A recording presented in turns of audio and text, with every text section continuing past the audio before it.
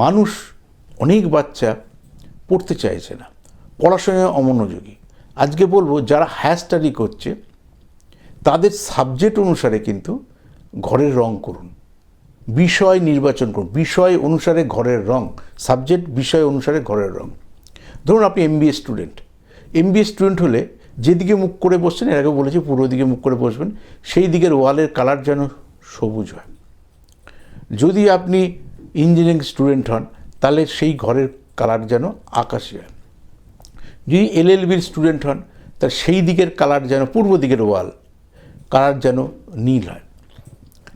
যদি আপনি পলিটিক্যাল সায়েন্সে অনার্স হয় তাহলে সেই দিকের কালার যেন আকাশি হয়। যদি দেখা যায় আপনি হিস্ট্রিতে অনার্স নিচ্ছেন তাহলে সি গ্রিন, দেখা গেল বাংলায় অনার্স তাহলে ঘিয়ে, দেখা গেল আপনি মেডিকেল নিয়ে পড়ছেন তাহলে আপনি পিঙ্ক।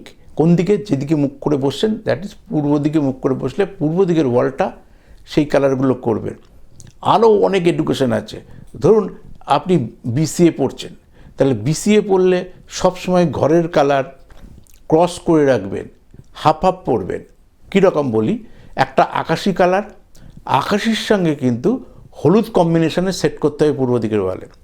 যদি বিবিএ পড়েন তাহলে সবসময় সবুজের সঙ্গে সাদা কম্বিনেশন করতে হবে। যদি আপনি বি অপটিক্যাল পড়েন তাহলে হলুদের সঙ্গে পিঙ্ক মিক্স করতে হবে। যদি আপনি মিডিয়া ম্যানেজমেন্ট পড়েন, বহু এডুকেশন আছে, আপনি কোন এডুকেশনের সঙ্গে যুক্ত আমি জানি না, মিডিয়া ম্যানেজমেন্ট পড়েন তাহলে যে সময় পিঙ্কের সঙ্গে ব্ল্যাক কম্বিনেশনের ওয়াল করতে। যদি দেখা যায় হসপিটালিটি ম্যানেজমেন্ট পড়ছেন তাহলে চেষ্টা করবেন সবুজের সঙ্গে হলুদ কম্বিনেশনটাকে সেট করা। তাহলে পড়াশোনার জন্য স্টাডি রুমের কালার।